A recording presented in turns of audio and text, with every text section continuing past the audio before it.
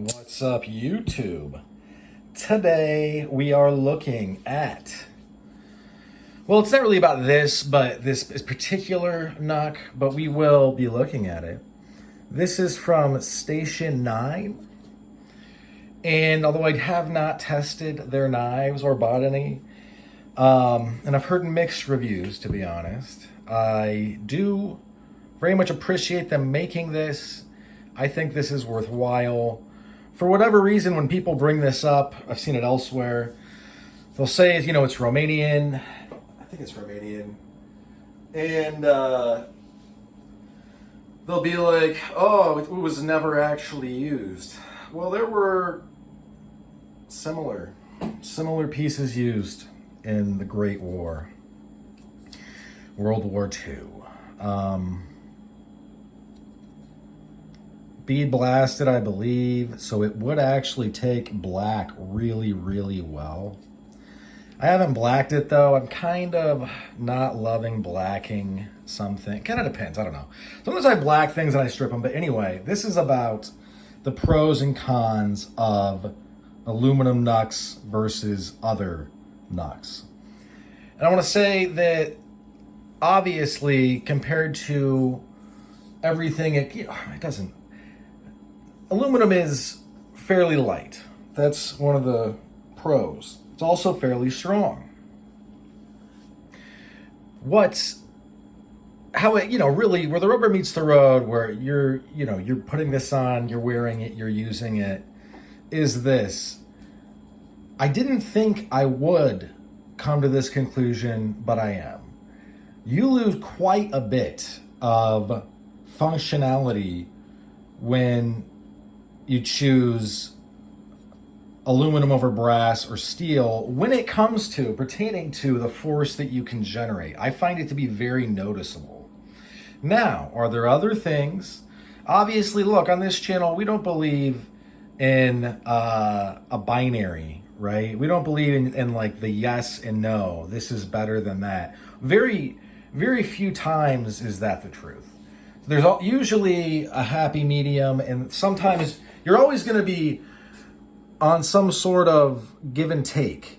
A steel would be a really great example of this. But this material as well. Because there are just some things that because I have several knucks, I have them in aluminum, and then I have them in brass, and I have them in steel, because I'm a collector. I don't know why I do the things that I do, but I do notice. I notice. And where aluminum shines is that they're carry very easy. Very, very, very easy.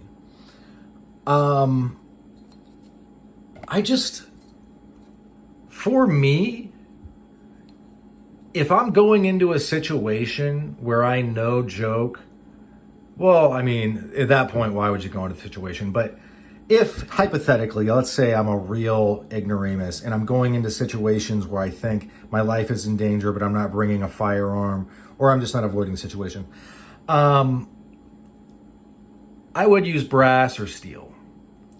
Why? Because the tiny little fraction of a bit where I'm going to, lose the speed and the little bit of nimbleness I might lose in my hands, the amount of force that you're going to generate, it's going to be noticeable, like a great deal noticeable. And that's why I, think that way. Now, that being said, do light pieces have their place? Yes, absolutely. And I'm not just talking about aluminum, I'm talking about polycarbonate, AKA, or at least sometimes AKA bulletproof glass, other things like that. They have their place, and I think that they are extremely versatile, and they allow you to do things you wouldn't normally do. Like I wouldn't do it with this piece, but say this was in polycarbonate and I'm going out for a jog. I do this every time I jog. I throw in the crown of thorns from that one gentleman. His name is SCAB If you look up SZABOINC.com, you'll find his stuff. Viewers of the channel know who I'm talking about. I don't know how to pronounce your name, my Deuterino. I appreciate your service, though, my fellow devil dog.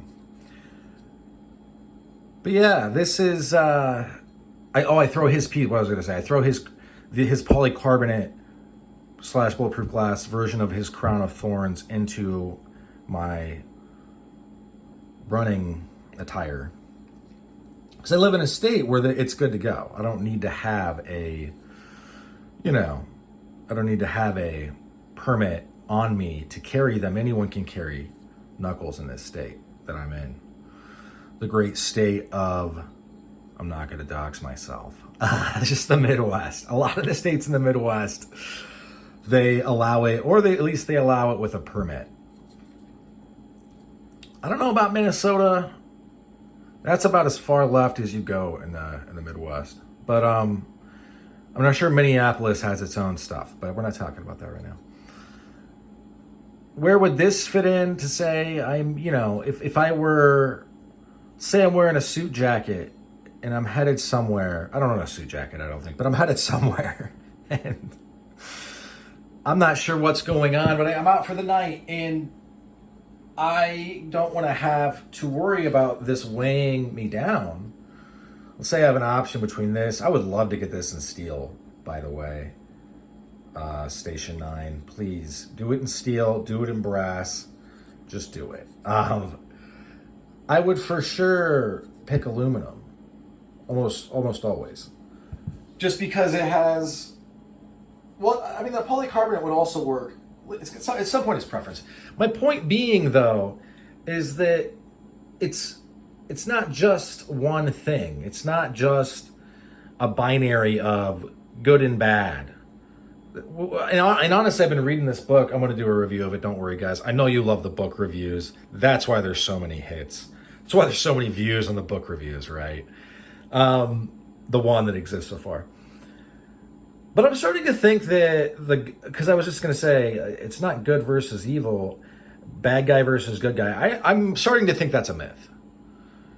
Simply because it just never is that way. Unless in scenarios that are so particular, like say a cop is pursuing a serial killer like the Night Stalker, where it's just an insane person.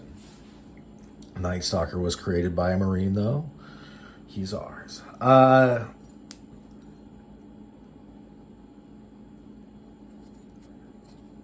it's going to be a give and a take. Now, some things, like there's some pieces, like the piece from DB Customs that looks like it has the Lego head. Feel free, if you're not familiar, to type it in to the Impact Weapon playlist. It should come up, or just search my channel. That would be really prohibitively heavy in steel and in brass, I believe. So in that case, I'm glad that it's aluminum. I do plan on picking up something else from DB Customs at some point soon. But I just, there's, rolling into winter where now I'm going to be wearing stuff that is it conceals, right? People aren't really going to be looking that hard. It's not going to be like if I'm wearing shorts and a tank top in the heat of the summer. Gym shorts and a tank top, let's say, which I would not wear because it's a little bit too lax for my dress code.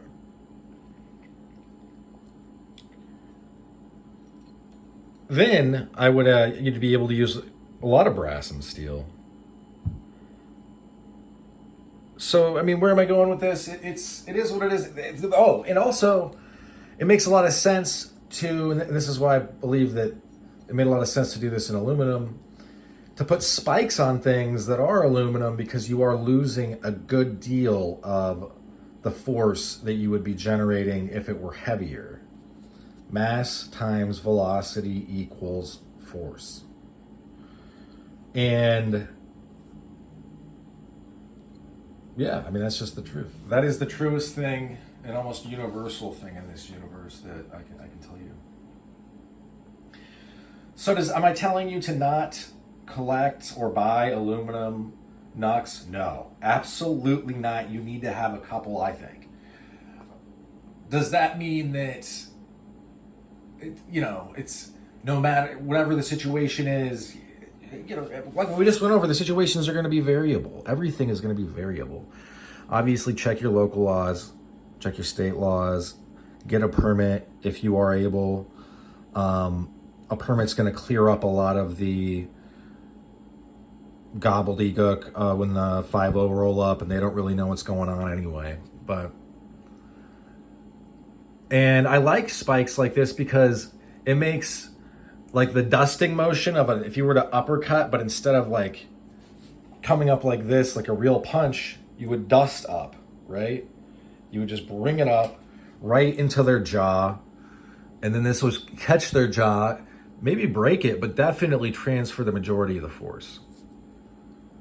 Because you're catching a lip, right? The jaw. Say this is a jawbone. The teeth are here. The jaw's facing this way. It comes up, boom.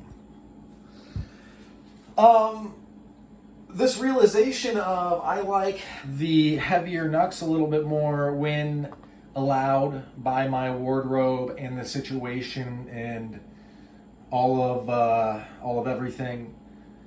It makes me appreciate things like, Gillies custom Knucks, the couple that I own.